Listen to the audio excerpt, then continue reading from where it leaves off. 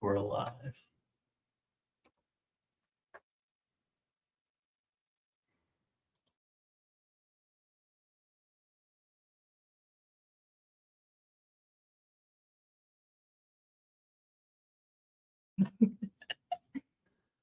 Where is it?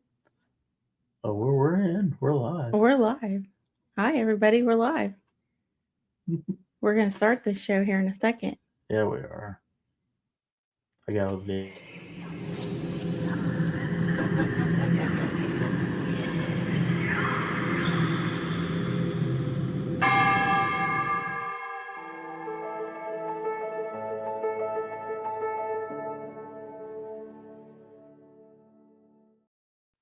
And we're back. And now we're live back. for real. Look at us figuring this out again. I know. It's been a while, but it's like riding a bicycle. You can always figure it out. But yeah, we're here and we want to talk about Us. And not in a selfish way, but Totally selfish. Is it totally selfish? Maybe not. I don't want it to be selfish. It's not going to be selfish. I promise it won't be selfish. But it will be about us. Yeah. It's going to cover the the journey into the paranormal and out of it, most importantly, and where we are as Mike and Leah, and what we're up to. So we're going to start with the near-death experience, or the death experience, as I like to call it. Near-death is just kind of a broad term, I've found out. I don't like the term near-death experience because you were dead. You were clinically dead for 13, 14 minutes. Yeah. So you weren't near death. You were dead. So I like to call it a death experience. Yeah. So that's just me. But we can start there. Let's do it. Well, we got to start the beginning with these stories here. Yeah. And I always like to start with, I was sick. And the reason that I got sick was a certain shot that I took, and it didn't agree with me. And I just didn't feel well one day. And I started to feel worse and worse and worse. And the best way I can describe it is having the stomach flu and a sinus infection. And it just didn't get any better. I just kept getting weaker and weaker and weaker until one day I couldn't get off the couch. Yeah. I work on an ambulance, so I'm pretty well versed on seeing sick people.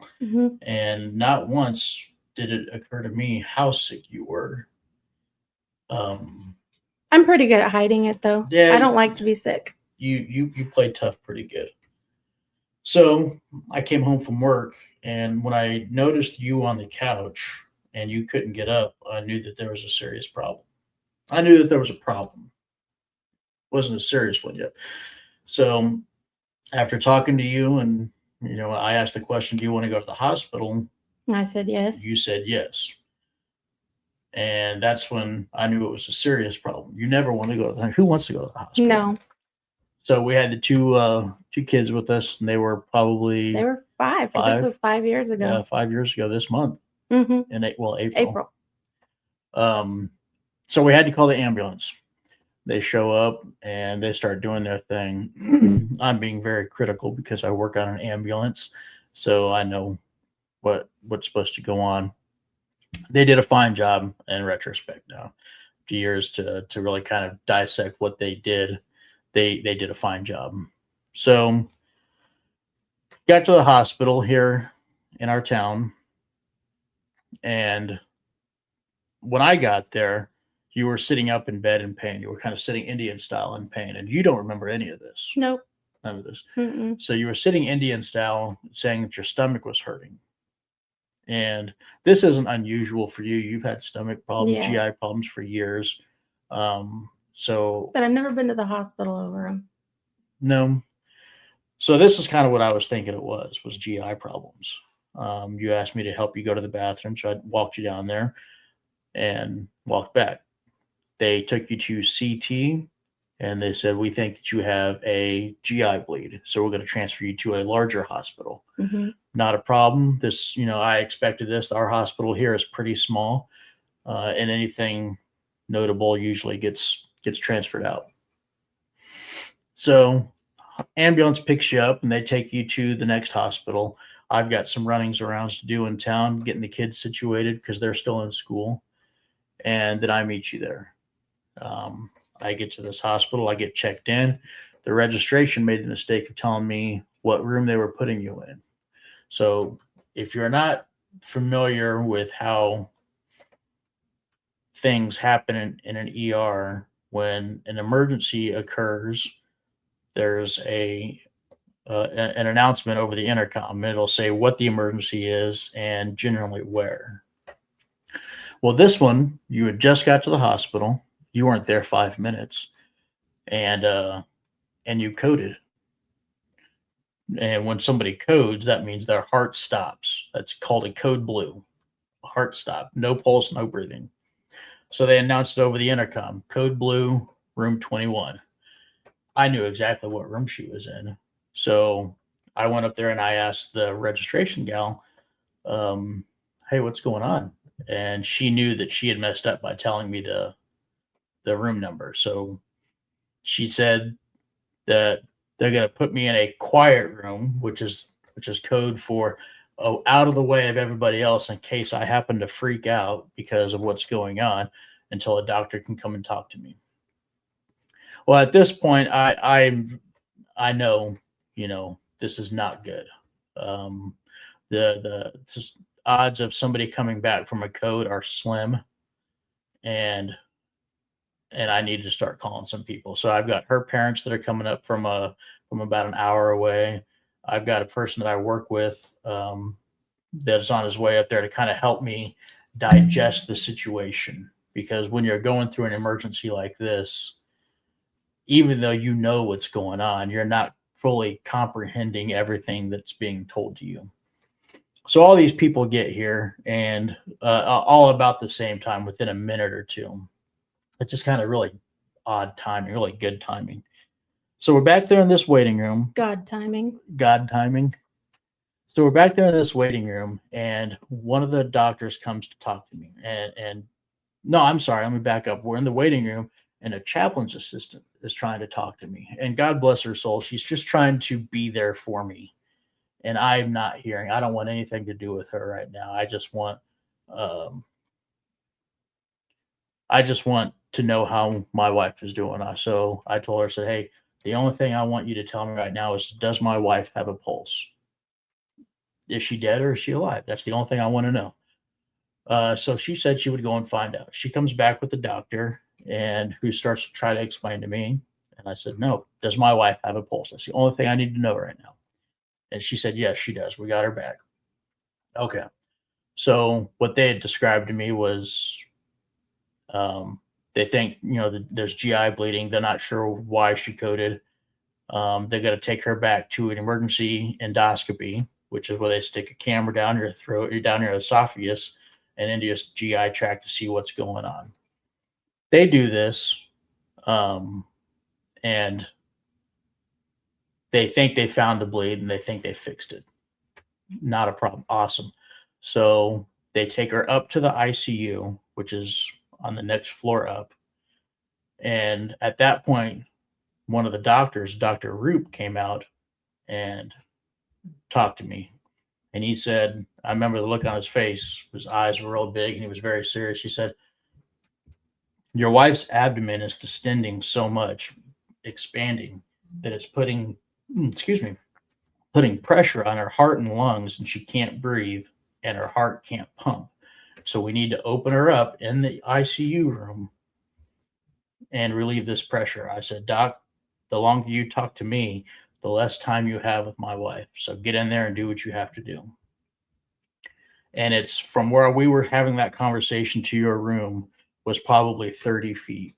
It wasn't very far at all. So he gets in there, and an intercom comes up again. Code blue, ICU room. I believe it was 1 or 2 or something like that. It was your room. Mm-hmm. Your heart stopped again. You were down, I believe, that time for a total of 7 minutes. The doctor had to do an emergency operation. He did an incision on your abdomen from xiphoid to pubic to relieve the pressure. And that's where he found that you had had 2 arterial aneurysm ruptures. And they had to do the operation with no anesthesia. Right. So he comes out after the operation, and he's looking like a scene from Dexter. So he's got blood all over him. I can see it. He can see it.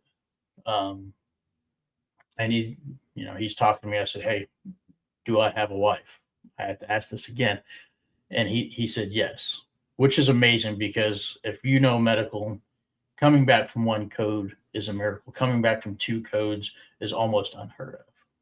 So he had said that there were 2 arteries that had ruptured, and he fixed them.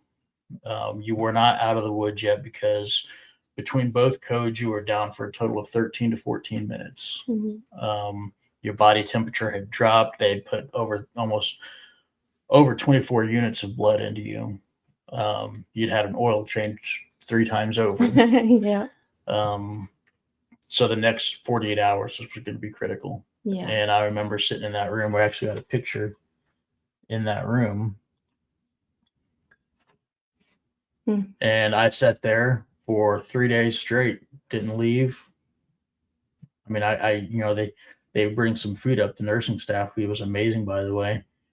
They would bring food up, and that's how I watched every vital, every lab. I had it memorized, and every hour they would come in and they would monitor this. The blood gases, right? Blood gas, your hemoglobin, just everything. They would come in and monitor. I would watch everything. Yeah. What do you remember from this? So tell me your story here. Past leaving the house in the ambulance, the ambulance ride to the first hospital was pretty rough. I kept telling the lady in the back that I just couldn't breathe, and I was kind of fighting it. And I don't remember anything past that until I remember being above my body, and this was in the ICU. This is during this is the ICU, because it was like I could see everybody standing around the top, the nurses, everybody, whoever was in there that was helping. I remember Dr. Roop coming in. I remember the 10 blade that he used. I remember them working on me to get me back. I could see them trying to get my heart started again. At the same time, he was opening me up. And I remember when he opened me up, it was just blood like a tick, like it just gushed everywhere. And there was a pause for a second, and everybody was just like I don't think they expected that. I watched that for a little bit, and at the same time, I could see you in the ICU room, and you had your hand against the wall, and you were like this. And my mom was in another room, and she was kind of curled up, and she was praying. And I could see the babies, and they were at home watching TV. And they're all in different spots, but I could see everybody at the same time. And then it just kind of faded away. That kind of faded away or got far away, and it started to get really dark. And it was like a dark tunnel, and I could hear familiar voices talking. And it was like I was trying to identify who these people were. They were alive, people that I knew that were still alive, but it lured me down further into the darkness. Familiar voices. Correct. And once I got to a certain point in the darkness, they started to torture me. And then the torture was physical pain, but more so mental. Like it was like the most hopeless, dark, awful feeling that you felt like you were never going to come out of, never going to come back. It just, and I was fighting it, and I was looking for you, and I was looking for, hope, and they just kept torturing me. It was awful and horrible, and I can't really, there's not a lot of words for that. It was hell, I would say, because they were dark and black and you couldn't see their faces, and then their voices were distorted a little bit, and then they'd sound familiar. And I got to a point where I wanted to give up. So I gave up. I just said, okay, this is it, and just as I said that, there was a hand on my right arm, and I remember this hand, and it was a man. It was a hand, and then there was like warmth and a light behind me, and all I heard was, no, just wait. And immediately it was peace that washed over me that I can't even explain, and I was out of the darkness, and I could see you again, and I could see you in the hospital room, and I could see me, and I wanted to reach down, and I wanted you up there with me because I was with Jesus, and it was perfect peace, and that's where we all want to be someday. I remember sitting beside my body, as and I could smell something, and I didn't know what it was. It smelled really sweet and comforting, and I could hear music, and then I could hear voices I didn't know, but they were whispering prayers. And it was like I could see the prayers and the words. I didn't know who those people were that were praying, but they were praying for me. I knew that. I had encountered a few things there while I was at the hospital, someone passing away, and it was an older lady, and we just kind of looked at each other, and we watched her son come in and take her belongings out, and it was a wooden box, and it had a Bible in it, and I could smell that smell again. And so at this point, this is a few days after everything. So you're kind of recovered, but you're still intubated, still in a coma. But I can see, yeah, extra people and extra things, and I'm shaking.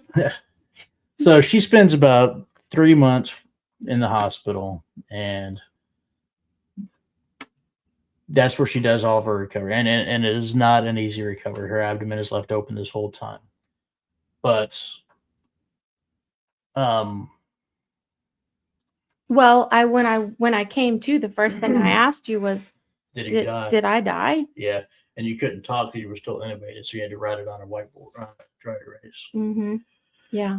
But after about 3 months, 3 and some change, you finally started, you getting better. Every day was just little baby steps, and you got the chance to come home. You came home in July, because you spent the 4th of July at home. Yes. That was really neat. Yeah, the big walk down the driveway with the walker, because I was in a wheelchair most of the time. Spent the next year, I think you probably had around a total of 30 surgeries, fixing everything. And then January the following year was your final surgery. That was when he got to put me all back together. Put you back together, and you were healed. Yeah. Yes. But so that raised a lot of questions. We were able to do a lot of thinking, and I was thinking, Jesus sent me back, and I came back with a what do I want? How do you even put that into words? But well, I remember the night that we really sat and got a chance to really talk about this. We went to a movie in Topeka. What was that called? It was a After movie Death. After Death, about near-death experiences. and on the way back from that, that's when you had told me about your encounter with Jesus. And it took me a while to digest that. That's a big conversation. But afterwards, we we decided to start living. We decided to stop putting things off that we wanted We to always wait. said we wanted to Yeah, do. just we started doing these things. So one of the things that we always thought we wanted to do was go on a ghost hunt, Mm-hmm. and so that's what we did. We signed up for a ghost hunt, big public ghost hunt, and it was at the Missouri State Penitentiary in Missouri, Mm-hmm. and we thought that this Yeah. was the coolest thing. Walking through there, you just discovered a lot of stuff about yourself that Mm-hmm. a gift from God that you had established after your death experience. Mm-hmm. Yeah. That's what I thought. Yes. Um, During this investigate and this, I'm going to call them an investigation, but we'll explain all that later on. So right now, we're just going to go with the term investigation. During all of this, Leah discovered that using a specific method called the Estes method, which is where you wear noise canceling headphones and as a little radio, Mm-hmm. a scanner that shuffles through white noise.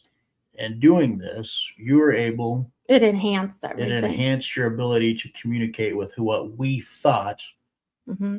were spirits, human Correct. spirits. Correct. And Yeah.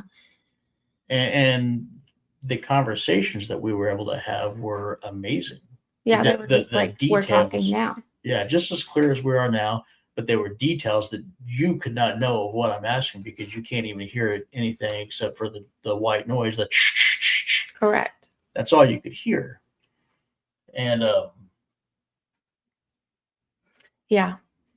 And it kind of took off from there. yeah, We joined our first team here and went to a local house and big and house. it kind of evolved from there. The next where it really took off for us though was we got invited by our a business here in town, Mm-hmm. Old Abilene Town, Mm-hmm. and they wanted us to be their paranormal team. Yeah. And when we took over that, then a lot of doors opened up for us. You started doing medium readings. Mm-hmm. You started helping people with all of that, communicating with who we thought were their Loved family. ones. Yep. Yep. I started making videos. I got really good at cinematography and making videos for YouTube. We thought we had found a place, and that this is what we were supposed to do because we have a heart to help people. And we thought, wow, we can walk in this and be a light and bring a different perspective to the paranormal. And we thought that everywhere we were going, we were taking God with us. Right. And in our own way we were, but we were not, because we Right. would pray before we went everywhere and after, Mhm. and we thought that was enough for protection. Right. And we had no idea. We did not. So we started doing podcasts and things like that. Paracons.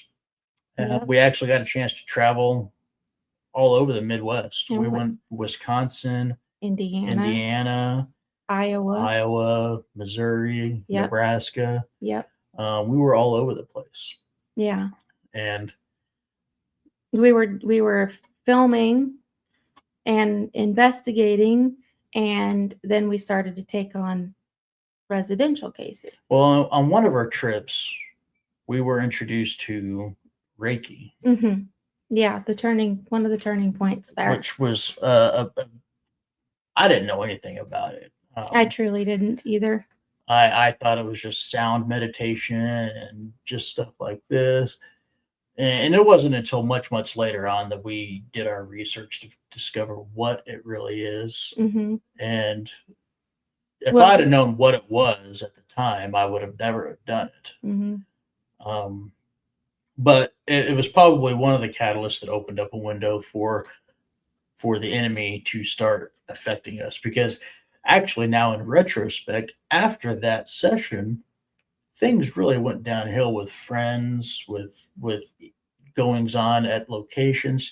Things really kind of started to not seem right. Yeah, the things that mattered started to fall apart, and then the paranormal investigating and readings started to become like the center of everything. And so we always made the time to go and do, and we made it a priority, and it was like the wrong, it was the wrong priority. Yeah. So the more you fed that, the more this other stuff would fade off. And the lie was, well, it just doesn't belong in your life, or they're just jealous of you. They're jealous of you. Or It's a big one. Yeah.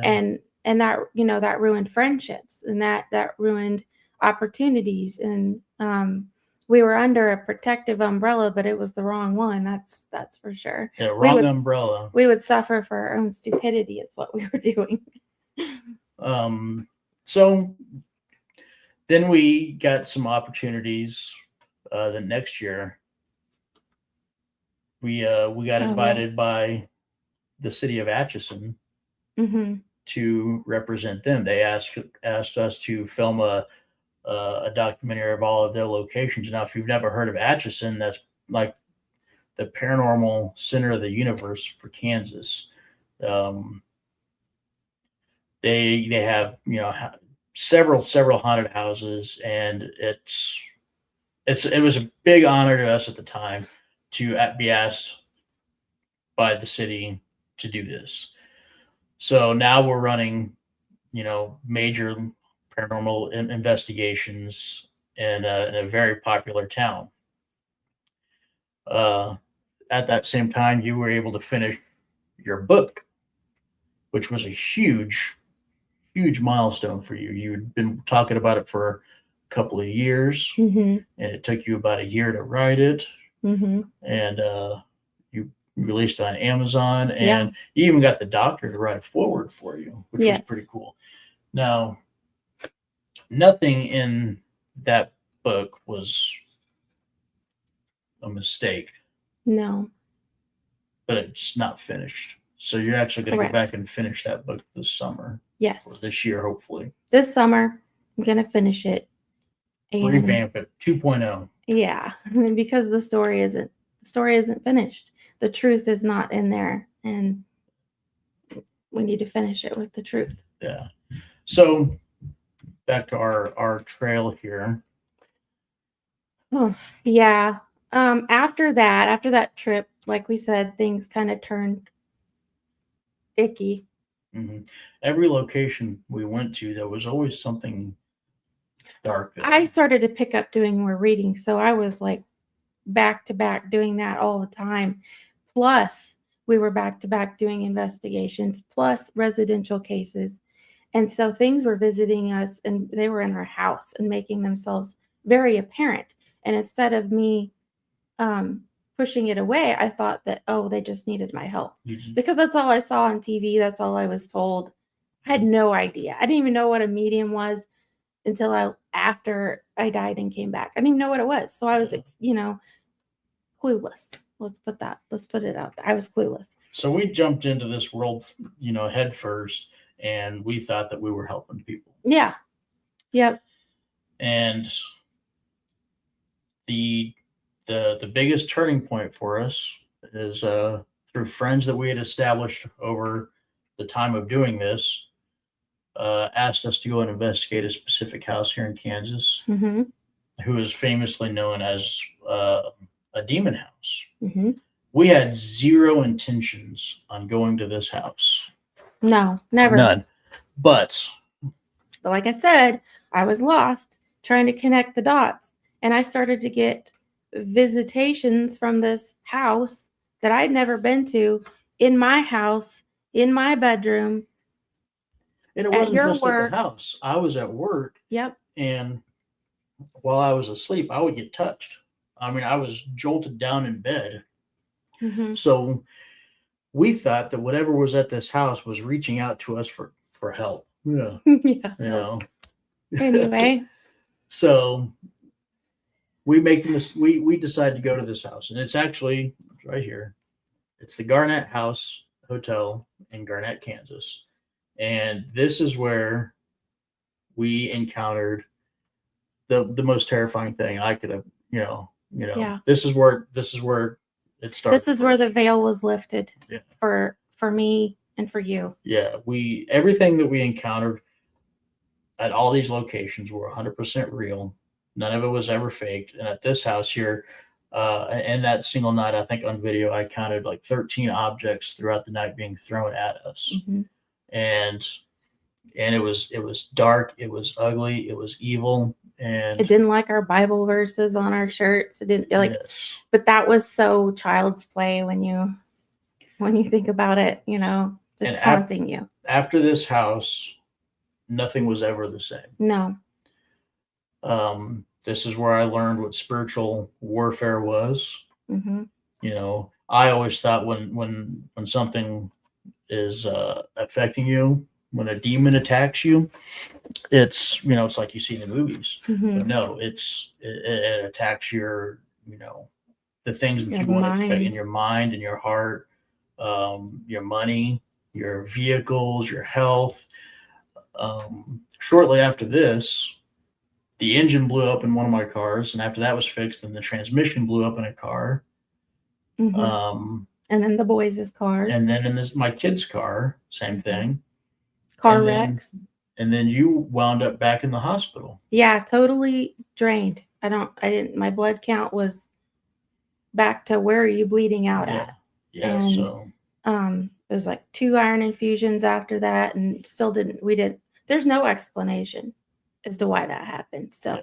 And I've had all the testing done. I know the explanation, but medically, yeah. But I started to notice the dark things everywhere we went after that. Mm-hmm. I started to see, I used to just see these humans that these demons would portray themselves to be. Then I started to see really what they look like, and it was not a human spirit, was not at all. Yeah. It was terrifying, awful, sickening, to the point that where we would go, I would come back and just be sick, and I would cry, and I would just like, how can I explain to you? How am I going to explain to anybody what's really going on behind what we're doing?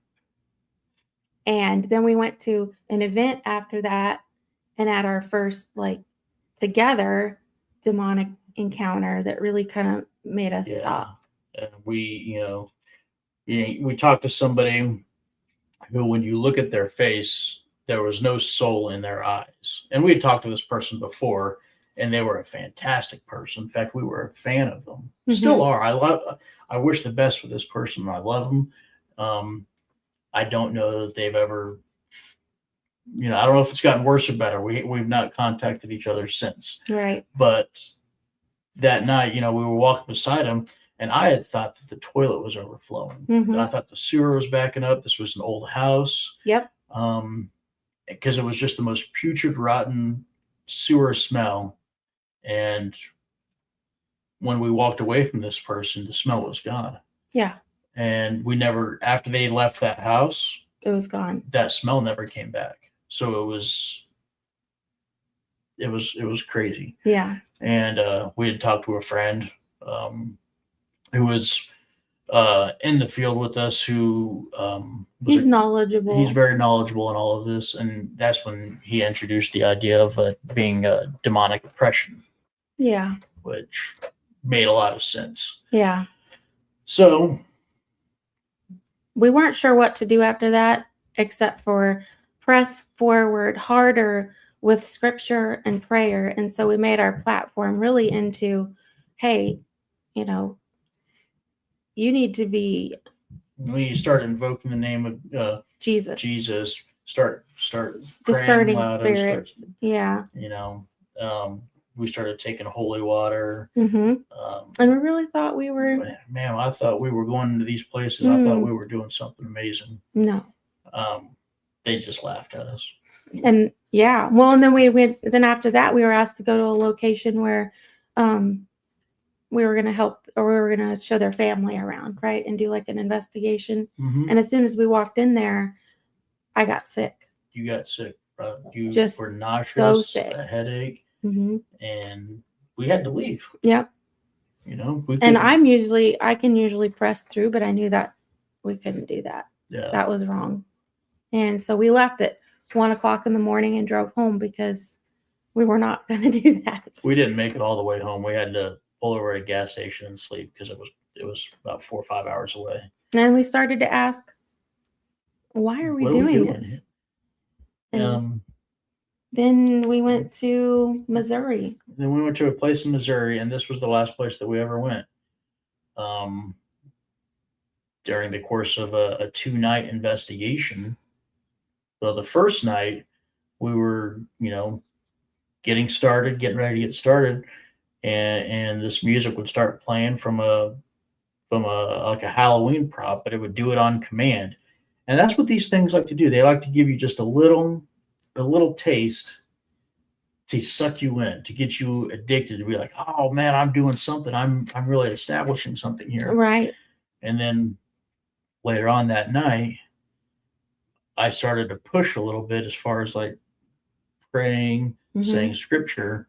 And in the middle of us holding hands and praying, something grabbed my leg. It was on camera. And that was it for the rest of the night for us. I mean, we were beside ourselves. Yeah. Like, why is it everywhere we go now, it is so dark and it wasn't before? And looking back, it was God saying, hey, this is what it really looks like. Yeah. This is what you're doing. So we were just, that location we were lied to. It was bad. It was a good one to walk away from and never go back. And it was in a weird way. That was the last time we'd ever gone on an investigation.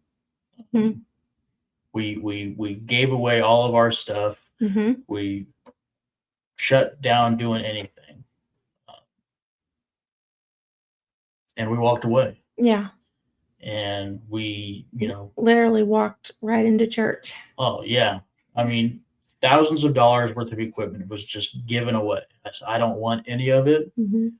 All of our, all of it was just done. And, we took a long time not a long time. I say it was like a couple of weeks. For us, it probably felt like a long time because we would hit things so hard but that's okay because we walked into church and we hit that really hard. Yeah. And the light was shown into all that darkness.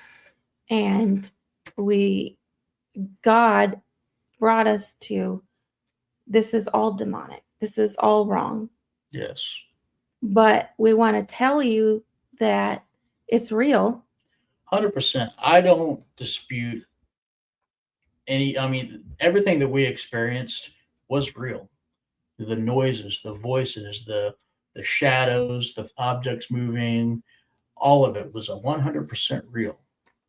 Even the conversations that we had with spirits that we thought we were helping, they were real conversations. Real conversations with demons. They were conversations with demons. And that's what we want to tell everybody is, you're not talking to who you think you're talking to. These are not, the spirits that used to live at this house or whatever. These are demons. Yeah. And this is what Satan wants to do, is he wants to get you addicted to talking to demons, because that's how you open up that window. Yeah. And you just dabble just a little bit. Mm-hmm. And then before you know it, you've opened a door to a world that you have no way of understanding what's going on, and are so ill prepared to handle that you are in an incredibly dangerous situation. They followed you, watched you, and they have incredible patience to just wait. They will wait. They got nothing else to do but wait. And Satan sets the table and you take the bait and he watches you. And before you know it, you've taken off like we did. Yeah. And Satan makes you very comfortable. Oh, yeah. To do this. I mean, you think you're on top of the world. We always had money to go and do these investigations. We always had places to go, people to see, good times to be had, and everything was taken care of for us. We never had any vehicle issues, Mm-mm. and we were traveling all over the country to do this. But the minute we stopped and we said no more, we're going to God and not the occult, Mm-hmm. that's when everything started to happen. Yeah. You know, we were no longer under Satan's umbrella, Mm-hmm. and now he is coming for us because we turned our attention to God, Mm-hmm. and our and that he did not want us to do that. Yep. So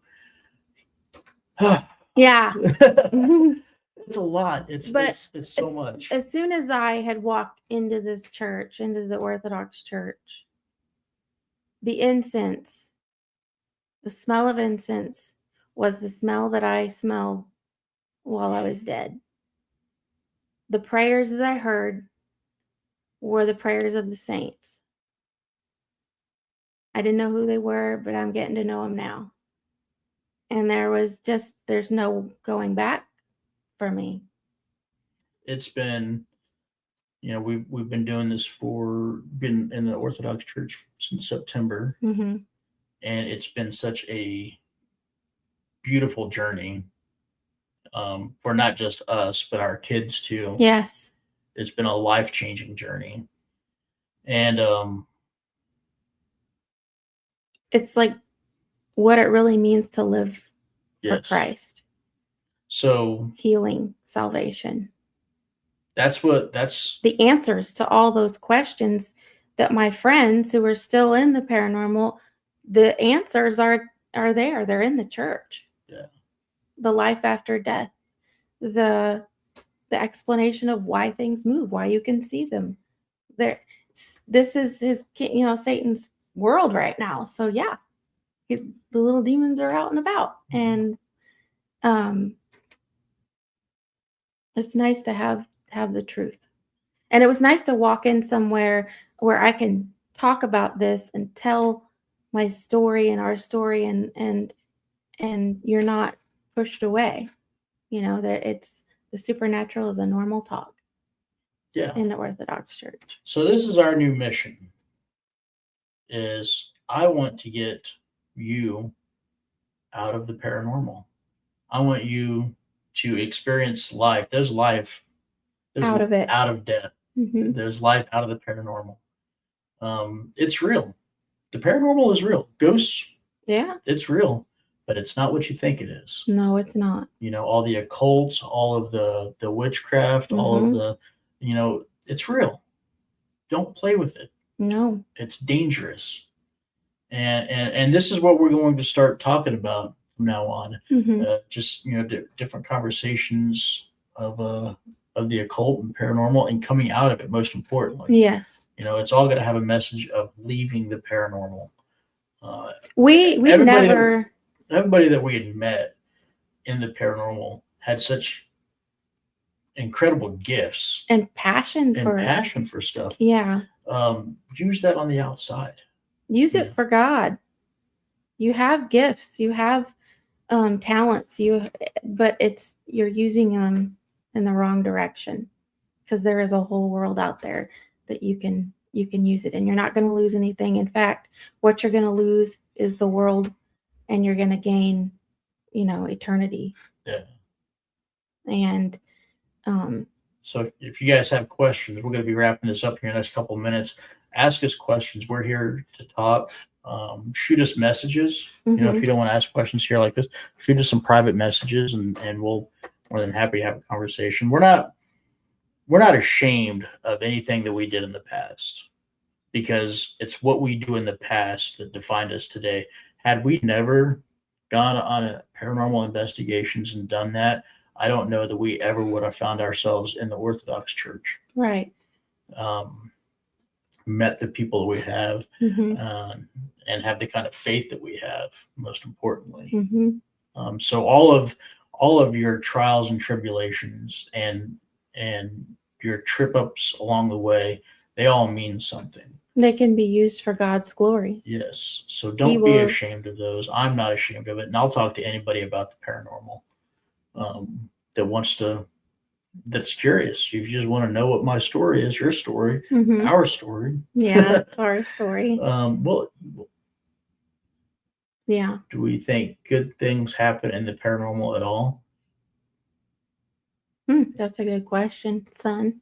son? Yeah. No, Um, just walking out of it. The good thing would be that the veil would be lifted for you so that you really can see and understand how your whole life is being manipulated. And the whole end game for the enemy is to end your life before you find God, before you repent. he doesn't have to keep you focused on him. He just has to take your focus off of God. Yep. So, but now we're catechumen and we're going to be baptized and we're excited. couple of weeks, Yeah. 2, 3 weeks almost. Yep. Be baptized into the Orthodox Church. Did you almost say paranormal? I did. I kept saying paranormal so much tonight. Yeah. But I want you guys to understand how this podcast was extremely difficult for us to do. We had recorded it 3 different times, and every time we recorded it, something wasn't working. The cameras weren't working. The computer wasn't working. The kids were loud. We were agitated at each other. By God, the enemy did not want us to do this. Mm-mm. So that's why we said, you know what? We're just going to go live, and we're just going to tell it how it is. Yeah, and whatever interrupts, whatever happens. Yeah. Because it was more stressful to record it than it is right now to just do it. And so everything that we said tonight was obviously not scripted. It was all from memory. It was all just from the heart. And so that's probably why it seemed a little flustered there a little bit. Mm-hmm. Why the Orthodox Church? Well, that's a good question. I think that's going to be different for everybody. My personal reason is you can trace back the beliefs and the tradition of the Orthodox Church all the way back to the apostles, and they haven't changed their beliefs and their traditions since then. No, not knocking any of the other churches. I'm not here to do that. Mm-mm. But that meant a lot to me to be able to trace back our traditions back that far. What better way to learn about Jesus than the people who walked with Jesus? Mm-hmm. So that, for me, that was a big thing for me. What Yes. about you? That was one. And another reason was because the supernatural, because the what do I want to call it? Spiritual warfare is a dinner table conversation. That's what you go to prayer, you go to battle and prayer about. Mm-hmm. And there's the church has the tools for you in every situation. Jesus did not leave us with no answers. He did not leave the apostles without instructions. And those, like you said, you can trace those back. I also love how the New Testament and the Old Testament are brought together. I'm understanding the Old Testament more than I ever have. And if I ever have a question, there's an answer. And sometimes the answer is it's a mystery. We just don't know. It's a holy mystery. Which is beautiful in and of itself. Absolutely. It's a come and see church. Just come and see, come and be, just be. That's all we did. First time we walked in, we just sat and were covered in the prayers and just let that be. No problem. Thanks for the question. Okay. I think that's it, right? I think that's good. So glory to God here. If you guys have any more questions, like I said, please feel free to reach out to us. This is going to be the first of, God willing, many more conversations we're going to have. Maybe some of them would be live, some will be pre-recorded. I don't know yet. We're just going to see where God takes us on this journey here. Yep. And we'll see what's next. Thanks for joining us. So we got to go now. We'll see you guys.